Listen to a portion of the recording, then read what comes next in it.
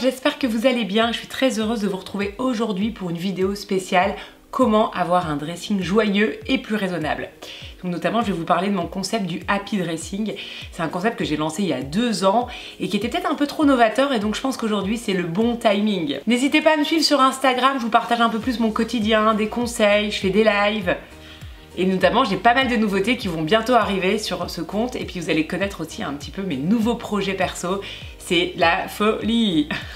N'hésitez pas aussi à vous abonner à ma newsletter en téléchargeant mon guide gratuit. Vous allez comme ça recevoir des petits mails avec plein de conseils de ma part, et notamment aussi la newsletter hebdomadaire où je vous partage la vidéo de la semaine, des petits conseils des associations de look, notamment des membres de ma formation. Donc il y a plein de choses. Donc c'est juste en dessous si ça vous intéresse.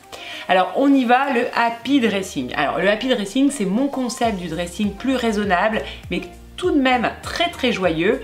Concrètement, c'est une sélection de pièces dans votre dressing avec les pièces que vous aimez le plus porter. Il y a quelques règles à respecter pour bien choisir, et je vous invite à porter ces pièces pendant 2 mois.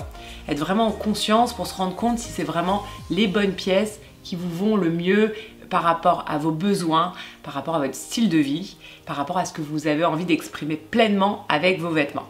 Alors concrètement, la méthodologie, ce qui est important, c'est de connaître sa colorimétrie, notamment pour déterminer les couleurs clés à mettre dans son happy dressing, sa morphologie pour avoir les bonnes pièces qui vous mettent vraiment en valeur. Donc ça, c'est vraiment important de regarder mes vidéos ici sur YouTube pour bien comprendre comment choisir ses vêtements. Et enfin, on va sélectionner parmi son dressing, par rapport à la période et aux événements que l'on a pendant cette période. Par exemple, si vous avez un mariage, il faudra l'intégrer aussi dans la sélection de ces pièces pour 2 mois. Donc l'objectif, c'est de faire une sélection dans votre dressing, de mettre de côté les autres pièces de votre dressing. Donc par exemple, ça peut être au fond du dressing, ou avec par exemple une nappe au-dessus de cette partie-là de votre dressing, et vous n'y touchez pas. C'est vraiment une chose à faire une fois dans sa vie pour avoir une vision plus claire de ce que vous portez vraiment au quotidien.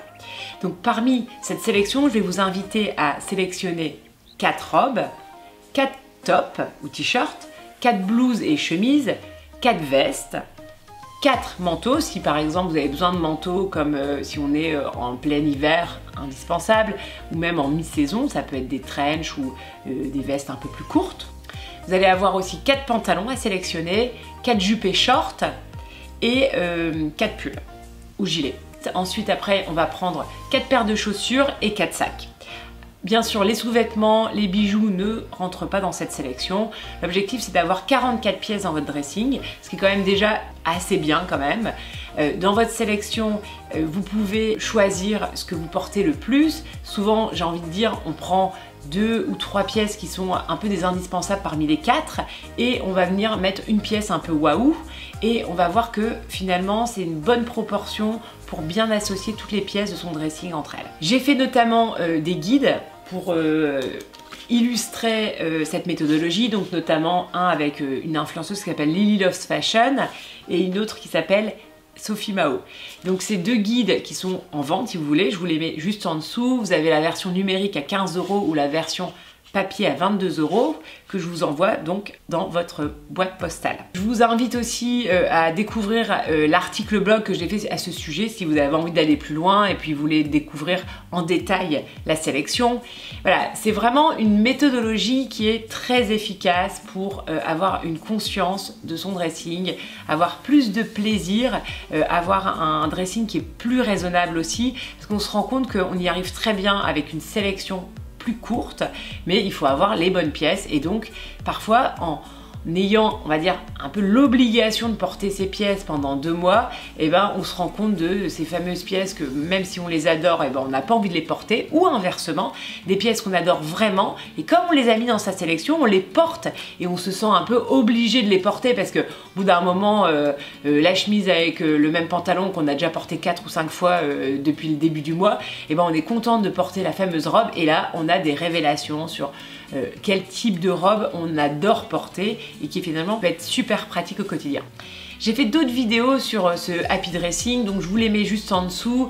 En tout cas, je vous invite vraiment à l'expérimenter une fois dans votre vie. C'est vraiment un beau cadeau que vous vous faites à vous-même et ça vous permet d'avoir une meilleure conscience de ce dont vous avez besoin au quotidien. Je peux vous accompagner aussi à le constituer. C'est une bonne idée aussi de se faire accompagner pour, on va dire, lever les petites peurs ou les petits freins. Je vous embrasse très très fort, je vous souhaite une belle semaine et n'hésitez pas à me dire en commentaire si vous avez envie de mettre en application ce happy dressing pour avoir un dressing plus joyeux et plus raisonnable. Je vous souhaite plein de bonnes choses, je vous dis à très bientôt sur Instagram et à la semaine prochaine sur YouTube pour une nouvelle vidéo.